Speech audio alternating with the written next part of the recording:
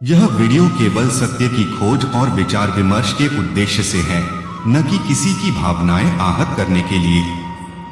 दोस्तों, जरा रुकिए और अपने मन से यह सवाल पूछिए, क्या भगवान राम, कृष्ण, शिव, अल्लाह और यीशु सब एक ही हैं?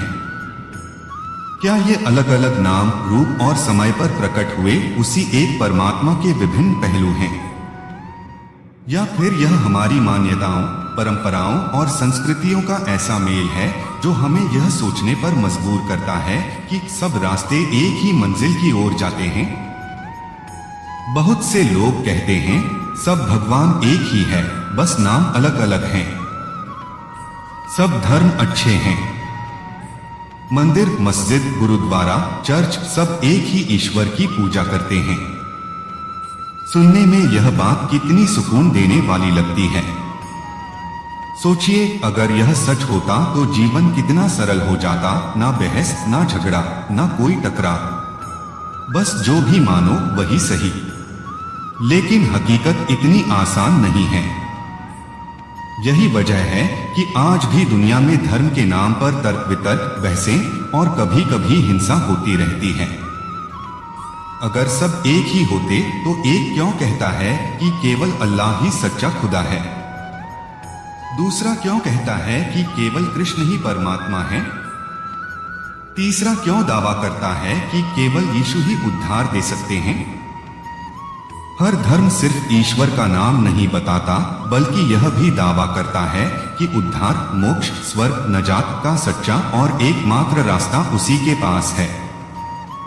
अब सवाल और गहरा हो जाता है, अगर सब एक ही परमेश्वर हैं, तो अलग अलग ग्रंथों में इतने अलग अलग और कभी कभी विरोधाभासी दावे क्यों?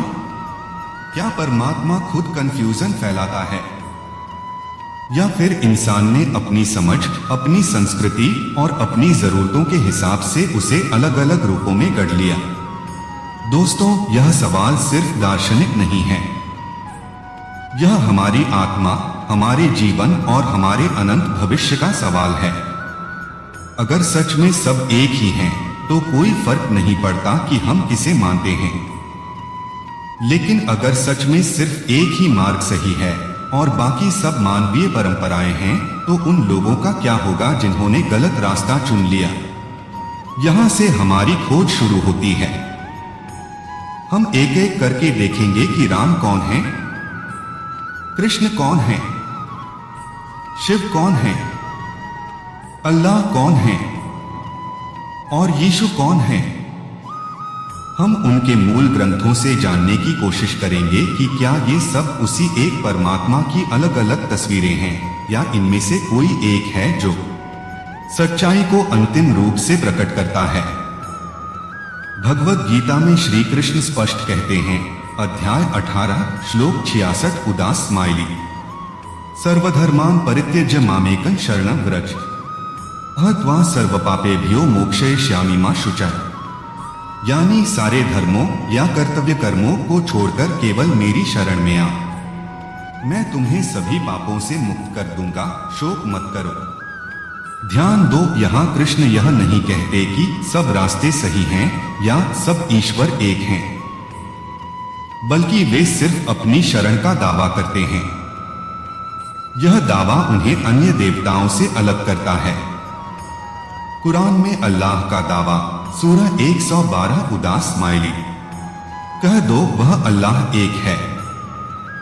अल्लाह बेनियाज है, न वह जन्मा, न जन्म दिया और न कोई उसका समकक्ष है। कुरान साफ कहता है, केवल अल्लाह ही सच्चा परमेश्वर है।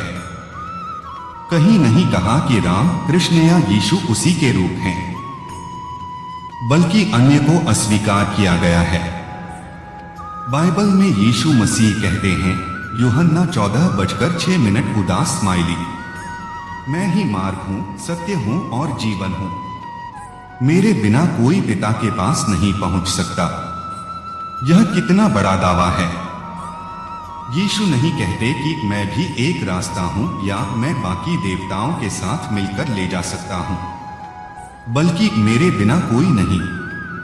बाइबल बताती है कि यीशु मृतकों में से जी उठे, जो उनके दावे की पुष्टि करता है।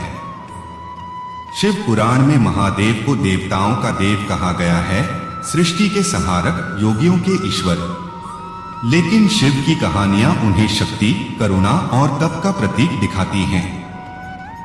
कहीं भी वे यह नहीं कहते कि मेरे अलावा कोई मार्ग नहीं या मैं ही पापों से मुक्ति की गारंटी देता हूँ। शिव भक्ति में मुक्ति संभव है, लेकिन एकमात्र दावा नहीं मिलता। रामायण में भगवान राम को मर्यादा पुरुषोत्तम कहा गया, धर्म, न्याय और आदर्श जीवन का प्रतीक। राम का जीवन हमें प्रेरणा देता है, लेकिन रामायण में कहीं राम यह दावा नहीं करते कि मेरे बिना उद्धार नहीं। वे आदर्श राजा और पुरुष हैं, लेकिन उद्धारकर्ता के रूप में अनन्य दावा नहीं। अब सोचिए, ये ग्रंथ इतने स्पष्ट दावे करते हैं। एक कहता है केवल मेरी शरण, दूसरा केवल अल्लाह एक, तीसरा मेरे बिना कोई नहीं। क्या ये सब एक ही परमात्मा के अलग अलग रूप हो सकते हैं, जबकि संदेश इतने अलग हैं? या फिर सच्चाई एक ही है और हमें उसकी खोज में गहराई से जाना चाहिए?